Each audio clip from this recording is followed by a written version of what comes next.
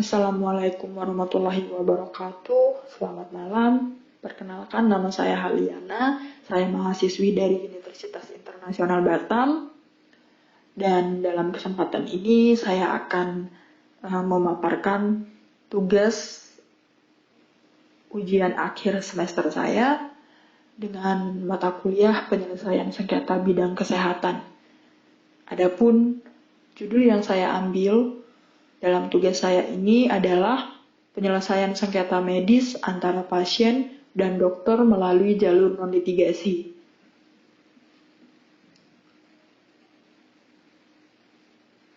Berikut saya sampaikan dan saya paparkan tugas ujian akhir semester saya. Pendahuluan. Hak atas kesehatan sendiri di Indonesia diatur di dalam beberapa undang-undang. Adapun yang pertama, hak atas kesehatan itu diatur dalam pasal 28 huruf H ayat 1 Undang-Undang Dasar Republik Indonesia tahun 1945 yang berbunyi, setiap orang berhak hidup sejahtera, lahir dan batin, bertempat tinggal dan mendapatkan lingkungan hidup yang baik, serta berhak memperoleh layanan kesehatan. Selanjutnya, dalam pasal 4 ayat 1 sampai dengan ayat 3 Undang-Undang Nomor 39 Tahun 2009 tentang kesehatan berbunyi, setiap orang berhak atas kesehatan. Dan hak atas kesehatan itu sendiri diatur di dalam Undang-Undang Hak Asasi Manusia yang terdapat dalam pasal 9,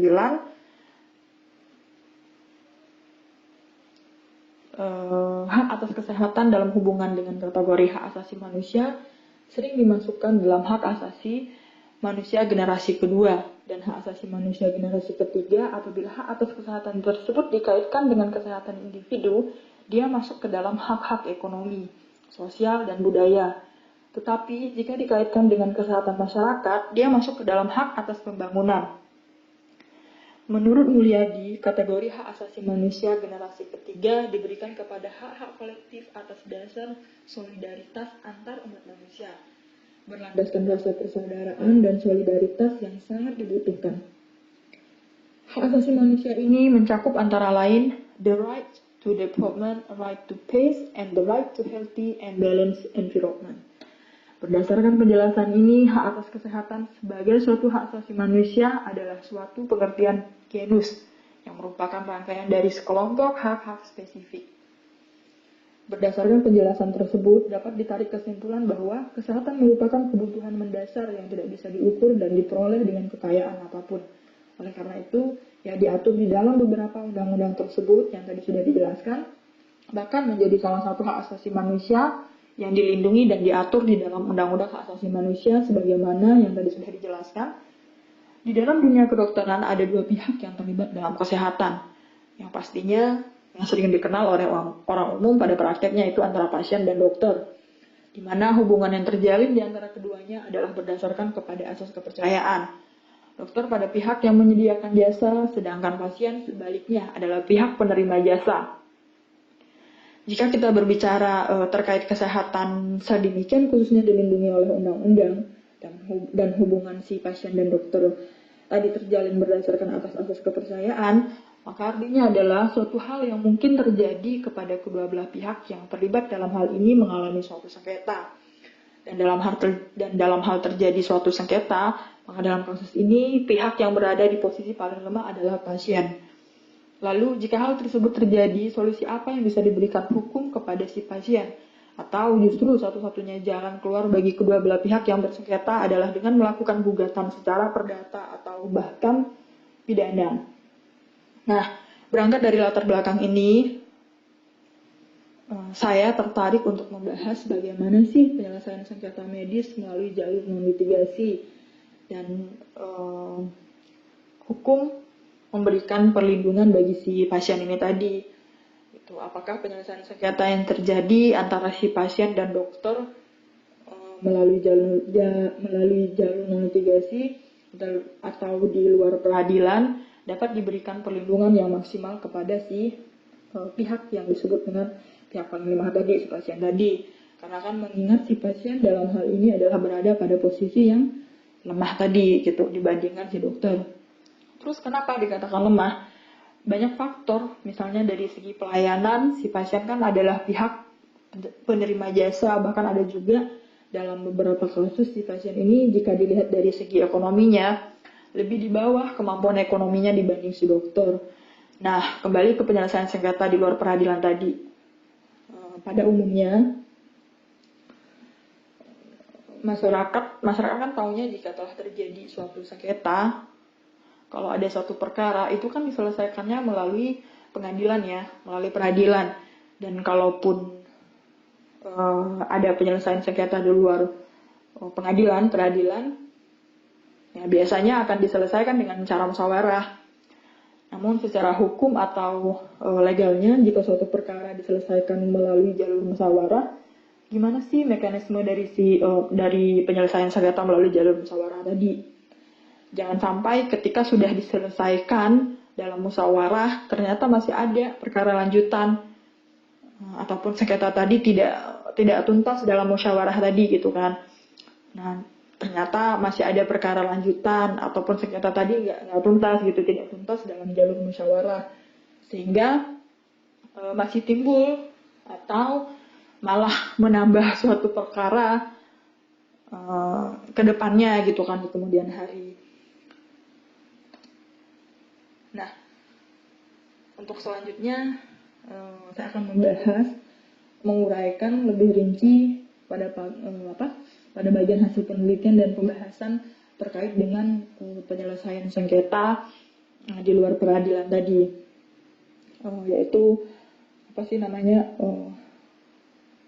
penyelesaian sengketa melalui jalur non litigasi gitu, atau di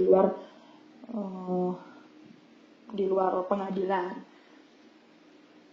Dan selanjutnya berdasarkan dari pendahuluan yang sudah tadi saya jelaskan, saya mengambil rumusan masalah yang akan saya bahas adalah bagaimana penyelesaian sengketa medis melalui jalur non litigasi memberikan perlindungan hukum bagi kepentingan pasien. Dan metode penelitian dalam tugas saya ini, dalam penulisan ini, yang pertama analisis isi contents atau content analisis, yaitu secara sederhana diartikan sebagai metode untuk mengumpulkan dan menganalisis muatan dari sebuah teks. Yaitu secara sederhana tadi sudah dijelaskan,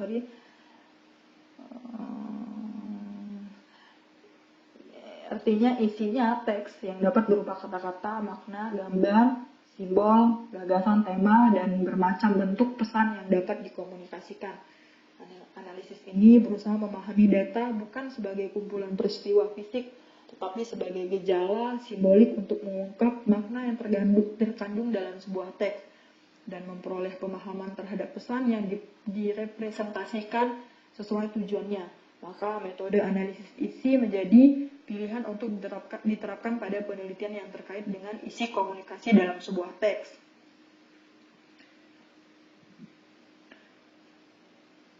Dan pendekatan yang digunakan dalam tugas ini dan pembahasan ini adalah pendekatan yang digunakan contents analisis.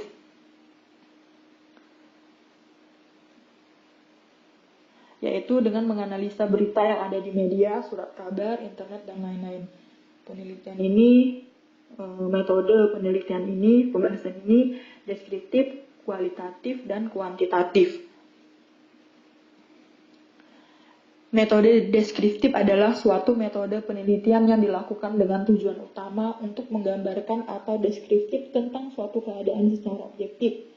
Analisis isi contents analisis merupakan teknik penelitian untuk menarik kesimpulan dengan mengidentifikasi karakteristik khusus suatu pesan secara objektif dan sistematik. Metode kualitatif sebagai prosedur penelitian yang menghasilkan data deskriptif berupa kata-kata tertulis atau lisan dari orang-orang dan perilaku yang teramati. Pendekatan kuantitatif didasarkan pada upaya membangun pandangan mereka yang diteliti, yang rinci dibentuk dengan kata-kata, gambaran holistik dan rumit. Definisi ini lebih melihat perspektif dalam penelitian, yaitu memandang suatu upaya membangun pandangan subjek penelitian yang dirinci. Selanjutnya saya masuk ke pembahasan. Yang pertama di sini saya akan terlebih dahulu menjelaskan, menguraikan tentang paradigma sehat. Dalam era reformasi saat ini, hukum memegang peranan penting dari berbagai segi kehidupan bermasyarakat dan bernegara untuk mewujudkan derajat kesehatan yang optimal bagi setiap orang, yang merupakan bagian integral dari kesejahteraan. Diperlukan dukungan hukum bagi penyelenggara berbagai kegiatan di bidang kesehatan. Perubahan konsep pemikiran penyelenggaraan pembangunan kesehatan mengalami dinamisasi. Pada awalnya, pembangunan kesehatan bertumpu pada upaya pengobatan penyakit dan pemulihan kesehatan. Bergeser pada penyelenggara upaya kesehatan yang menyeluruh dengan penekanan pada upaya pencegahan penyakit atau preventif dan peningkatan kesehatan promotif. Paradigma ini dikenal dalam kalangan kesehatan sebagai paradigma sehat. Menteri Kesehatan Republik Indonesia Dr. Terawan Agus Putranto menyatakan bahwa bidang kesehatan di Indonesia sudah seharusnya memikirkan tentang era promotif dan preventif. Ranah kesehatan masyarakat memegang peranan yang sangat vital dan penting di era promotif dan preventif saat ini. Indonesia sudah harus memiliki pola pikir tentang paradigma sehat, yaitu pelayanan untuk orang sehat dan tidak hanya berfokus pada pelayanan orang sakit. Hal ini bersesuaian dengan Peraturan Menteri Kesehatan Republik Indonesia Nomor 43 Tahun 2019 tentang Pusat Kesehatan Masyarakat. Pada pasal 1 angka 2 menyebutkan bahwa puskesmas adalah fasilitas pelayanan kesehatan yang menyelenggarakan upaya kesehatan masyarakat dan upaya kesehatan perorangan tingkat pertama dengan lebih mengutamakan upaya promotif dan preventif yang meliputi: yang pertama, pelayanan promosi kesehatan; kedua, pelayanan kesehatan lingkungan; ketiga, pelayanan kesehatan keluarga; keempat, pelayanan gizi; kelima, keterampilan; yang kelima, pelayanan pencegahan dan pengendalian penyakit. Agar layanan kesehatan yang diberikan berkualitas, maka diperlukan tenaga kesehatan masyarakat yang profesional. Oleh karena itu, tenaga kesehatan masyarakat harus memiliki beberapa keterampilan seperti keterampilan analisa atau penilaian data,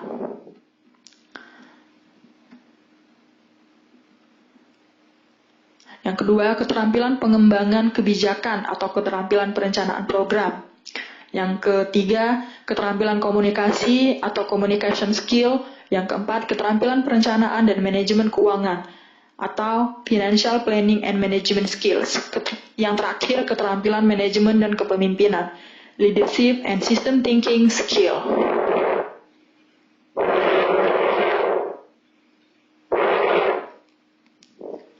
Sejak lama kesehatan mendapat tempat yang mulia dan terpandang dalam peradaban manusia. Pada zaman keemasan Yunani pada sekitar 700 tahun sebelum Masehi, manusia menghargai kesehatan sebagai virtu berupa sesuatu yang membanggakan, sedangkan sakit adalah sesuatu yang tidak berguna. Sesungguhnya tidak ada suatu karunia Allah sesudah iman lebih baik daripada sehat. Mohonlah kepada Allah keselamatan dan alfiat. H.R. Ibnu Majah. Schopenhauer menyatakan, health is not everything, but without health, everything is nothing. Kesehatan bukanlah segalanya, tetapi tanpa kesehatan segalanya bukan apa-apa.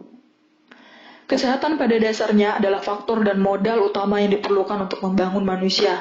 Dengan demikian, kesehatan merupakan prasyarat untuk membangun manusia, dan kesehatan pula yang menjadi prasyarat bagi manusia untuk dapat hidup produktif. Jelaslah bahwa pada awal ataupun sepanjang kehidupan manusia, sehat maupun kesehatan berperan sangat penting, unik, dan bahwa pada awal ataupun sepanjang kehidupan manusia, unik dan spesifik.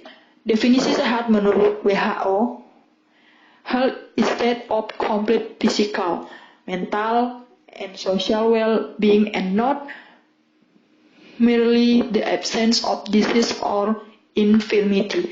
Jika kesehatan di samping merupakan hak asasi, juga mempunyai nilai intrinsik yang merupakan modal dengan nilai tambah dan berbagai tujuan lain dalam kehidupan. Definisi sehat tersebut perlu dibahas secara mendalam dalam The Future Health Forum atau juga organisasi kesehatan lainnya seperti Konsorsium Ilmu Kesehatan Indonesia, IAKMI atau FTKMI. Hasil pembahasan lanjut tersebut diharapkan dapat disampaikan oleh WHO untuk dikritisi. Dalam dunia internasional, pemikiran konsep dan pendekatan baru yang memperlihatkan peran penting kesehatan dalam pembangunan sosial dan ekonomi terus berkembang. Reformasi bidang kesehatan dan peran kesehatan dalam pembangunan berkelanjutan di negara maju sudah dimulai sejak tahun 1970. Beberapa pemikiran baru yang penting antara lain meliputi kesehatan dan pembangunan ekonomi, berbagai determinan kesehatan penduduk dan konsep sehat produktif. Selanjutnya yang kedua, penyelesaian sengketa melalui jalur non litigasi. Nah, ini yang tadi sudah disampaikan. Pada pokoknya dalam tugas saya ini membahas tentang penyelesaian sengketa melalui jalur non litigasi ya. Langsung saja, secara filosofis penyelesaian sengketa merupakan upaya untuk mengembalikan hubungan para pihak yang bersengketa dalam keadaan seperti semula. Dengan pengembalian hubungan tersebut, maka mereka yang dimaksud pihak bersengketa dapat mengadakan hubungan baik sosial maupun hubungan hukum antara satu dengan yang lainnya. Penyelesaian adalah proses perbuatan cara menyelesaikan. Menyelesaikan diartikan sebagai menyudahkan, menjadikan berakhir, membereskan atau memutuskan. Mengatur, memperdamaikan suatu perselisihan atau pertengkaran. Atau mengatur sesuatu hingga menjadi baik. Sedangkan istilah sengketa berasal dari terjemahan bahasa Inggris, dispute atau jeding dalam bahasa Belanda, Dienke Freud mengatakan sengketa adalah persepsi mengenai perbedaan kepentingan atau suatu kepercayaan bahwa aspirasi pihak-pihak yang bersengketa tidak dicapai secara simultan atau secara serentak. Diane G. Freud dan Jeffrey J. Rubin melihat sengketa dari perbedaan kepentingan atau tidak dicapainya kesepakatan para pihak. Lebih lanjut, Salim H.S. menyatakan bahwa sengketa adalah pertentangan, perselisihan atau percekcokan yang terjadi antara pihak yang satu dengan pihak yang lainnya, dan atau antara pihak yang satu dengan berbagai pihak yang berkaitan dengan sesuatu yang bernilai, baik itu berupa uang maupun benda. Sengketa medik adalah sengketa yang terjadi antara pasien atau keluarga pasien dengan tenaga kesehatan atau antara pasien dengan rumah sakit atau fasilitas kesehatan. Biasanya, yang dipersengketakan adalah hasil atau hasil akhir pelayanan kesehatan dengan tidak memperhatikan atau mengabaikan prosesnya. Padahal dalam hukum kesehatan diakui bahwa tenaga kesehatan atau pelaksana pelayanan kesehatan saat memberikan pelayanan hanya bertanggung jawab atas proses atau upaya yang dilakukan dan tidak menjamin atau menggaransi hasil akhir. Biasanya pengaduan dilakukan oleh pasien atau keluarga pasien ke instansi kepolisian dan juga ke media massa. Akibatnya sudah dapat diduga pers menghukum tenaga kesehatan mendahului pengadilan dan menjadikan tenaga kesehatan sebagai bulan-bulanan yang tidak jarang merusak reputasi nama dan juga karir tenaga kesehatan. Sementara itu, pengaduan ke kepolisian baik di tingkat Polsek, Polres maupun Polda diterima dan diproses seperti layaknya sebuah perkara pidana. Menggeser kasus perdata ke ranah pidana, penggunaan pasal yang tidak konsisten, kesulitan dalam pembuktian fakta hukum, serta keterbatasan pemahaman terhadap seluk-beluk medis oleh para penegak hukum di hampir setiap tingkat menjadikan sengketa medik terancam terjadinya disparitas pidana. Sebelum konflik berubah atau berkembang menjadi sengketa, apabila pihak yang merasa dirugikan telah menyatakan rasa tidak puasnya atau keprihatinannya baik secara langsung kepada pihak yang dianggap sebagai penyebab kerugian atau kepada pihak lain. Jadi, konflik dapat berubah atau berlanjut menjadi sengketa, yang berarti pula bahwa sebuah konflik yang tidak terselesaikan akan berubah menjadi sengketa. Dalam pasal 66 Undang-Undang Nomor 29 Tahun 2004 tentang praktik kedokteran, ayat 1 berbunyi setiap orang yang mengetahui atau kepentingannya dirugikan atas tindakan dokter atau dokter gigi dalam menjalankan praktik kedokteran dapat mengadukan secara tertulis kepada Ketua Majelis Kehormatan Disiplin Kedokteran Indonesia. Dalam Undang-Undang Nomor 29 Tahun 2004 Pasal 6 ayat 1 tersebut, secara implisit dikatakan bahwa sengketa medik adalah sengketa yang terjadi karena kepentingan pasien dirugikan oleh tindakan dokter atau dokter gigi yang menjalankan praktik kedokteran. Dengan demikian, maka sengketa medik merupakan sengketa yang terjadi antara pengguna pelayanan medik dengan pelaku pelayanan medik, dalam hal ini antara pasien dan dokter berikut sarana kesehatan. Dalam perspektif hukum perdata, gugatan atas dugaan kelalaian medik dapat digunakan pasal-pasal sebagai berikut. Yang pertama, wan prestasi. Dengan memakai pasal 1239 KUH Perdata, pasal ini dapat dipakai jika hubungan hukum yang terbentuk antara dokter pasien adalah perjanjian yang berorientasi hasil. Yang kedua, kelalaian dengan menggunakan pasal 1366 KUH Perdata sebagai berikut. Bunyinya, setiap orang bertanggung jawab tidak saja untuk kerugian yang disebabkan perbuatannya, tetapi juga untuk kerugian yang disebabkan kelalaian atau kurang hati-hatinya. Kelalaian yang dilakukan dokter sesuai tolak ukur kelalaian berat atau culpa lata, seperti yang diatur dalam KUHP pada pasal 359 dan 360. Berikut adalah pasal-pasal KUHP yang memungkinkan dikenakan kepada dokter dan diindikasikan sebagai tindak pidana adalah: pertama, pasal 351 tentang penganiayaan, pasal 359 bunyinya karena kesalahan menyebabkan orang mati, pasal 360 bunyinya karena kesalahannya menyebabkan orang luka berat, pasal 361 bunyinya karena kesalahannya dalam melakukan suatu jabatan atau pekerjaannya hingga menyebabkan mati atau luka berat akan dihukum lebih berat. Pasal 322 tentang pelanggaran rahasia kedokteran, pasal 346, 347, 348 yang berkenaan dengan abortus provocatus. Pasal 344 tentang eutanasia. 304 sebagai pembiaraan. Dokter atau dokter gigi dalam melaksanakan praktik kedokteran mempunyai kewajiban seperti yang disebutkan pada pasal 51 Undang-Undang Nomor 29 Tahun 2004, yaitu memberikan pelayanan medis sesuai dengan standar profesi dan standar prosedur operasional serta kebutuhan medis pasien. Yang kesembilan,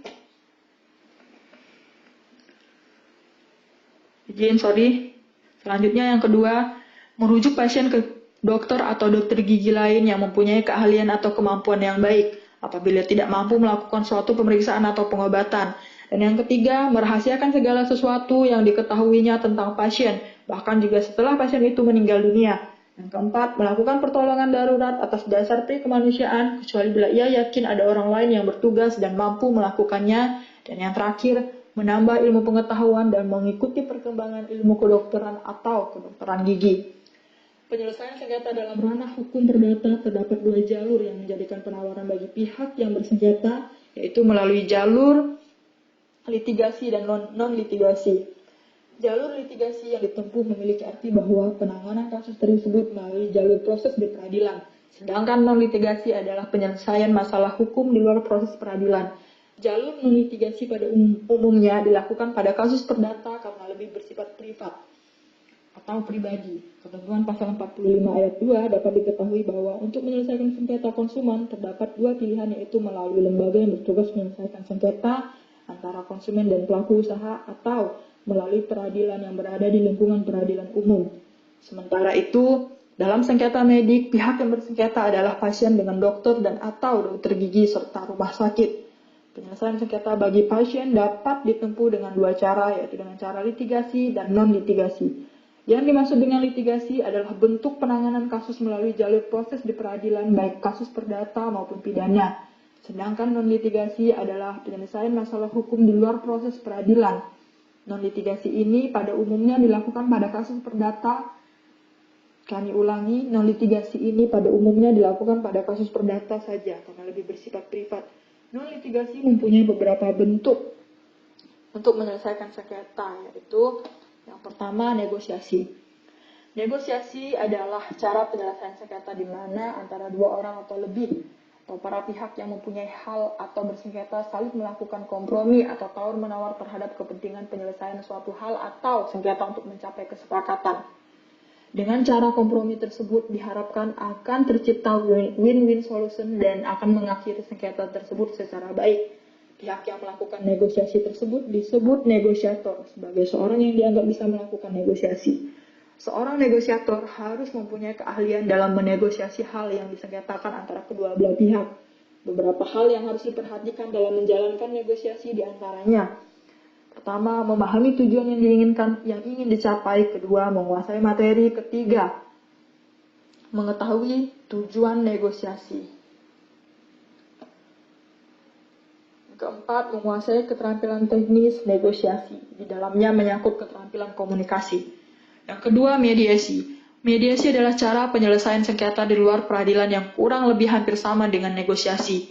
Bedanya adalah terdapat pihak ketiga yang netral dan berfungsi sebagai penegah atau memfasilitasi mediasi tersebut yang biasa disebut mediator. Pihak ketiga tersebut hanya boleh memberikan saran-saran yang bersifat sugestif, karena pada dasarnya yang memutuskan untuk mengakhiri sengketa adalah para pihak. Pihak ketiga tersebut juga harus netral sehingga dapat memberikan saran-saran yang objektif dan tidak terkesan memihak salah satu pihak. Mediasi merupakan prosedur wajib dalam proses pemeriksaan perkara perdata, bahkan dalam arbitrase sekalipun di mana hakim atau arbiter wajib memerintahkan para pihak untuk melaksanakan mediasi, dan jika mediasi tersebut gagal barulah pemeriksaan perkara dilanjutkan. Tidak semua orang bisa menjadi mediator profesional, karena untuk dapat menjadi mediator dibutuhkan semacam sertifikasi khusus. Yang ketiga, yang terakhir, arbitrase.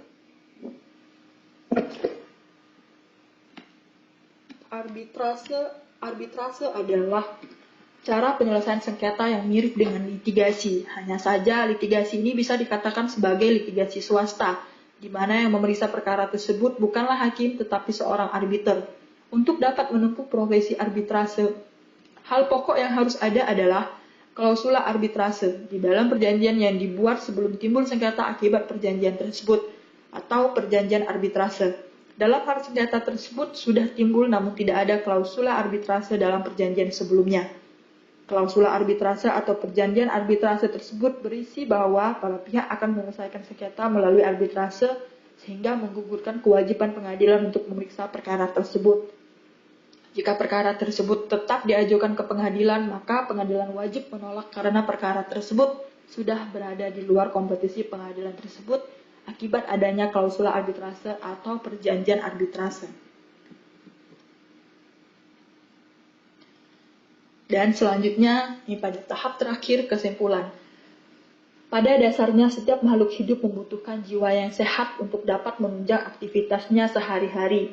Namun tidak selamanya, namun tidak selamanya seseorang selalu dalam keadaan sehat. Dan ketika seseorang telah mengalami permasalahan terkait kesehatannya, maka untuk dapat mengembalikan kesehatannya agar seperti semula diperlukan tenaga profesional, yaitu dokter. Namun faktanya kedua pihak ini, pasien dan dokter, tidak selalu berjalan mulus. Dalam praktiknya masih banyak sengketa yang timbul antara pasien dan dokter. Oleh karena itulah, hukum menawarkan alternatif melalui jalur non-litigasi bagi penyelesaian sengketa para pihak yang berperkara. Untuk menyelesaikan suatu perkara melalui jalur non-litigasi tersebut juga harus ditangani orang yang profesional yang disebut mediator atau negosiator bagi pihak berperkara yang memilih penyelesaian perkara melalui arbitrasi, dan seorang negosiator harus mempunyai keahlian dalam menegosiasi hal yang disengketakan antara kedua belah pihak. Di antaranya, negosiator harus memahami tujuan yang ingin dicapai, menguasai materi negosiasi, mengetahui tujuan negosiasi, menguasai keterampilan teknis negosiasi, di dalamnya menyangkut keterampilan khusus.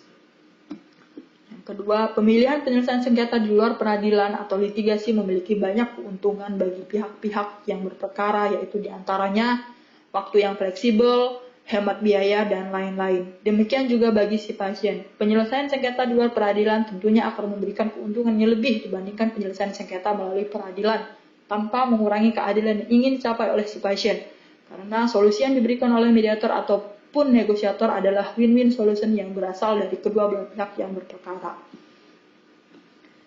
Demikian saya paparkan, saya sampaikan tugas dari ujian akhir semester saya. Lebih dan kurangnya saya mohon maaf dan harap dimaklumi. Dan dalam tugas ini saya mengutip dari berbagai sumber, sebagaimana sumber-sumber yang saya kutip tadi sudah saya masukkan ke dalam slide terakhir saya ini pada bagian sumber-sumber. Demikian, terima kasih. Assalamualaikum warahmatullahi wabarakatuh. Selamat malam.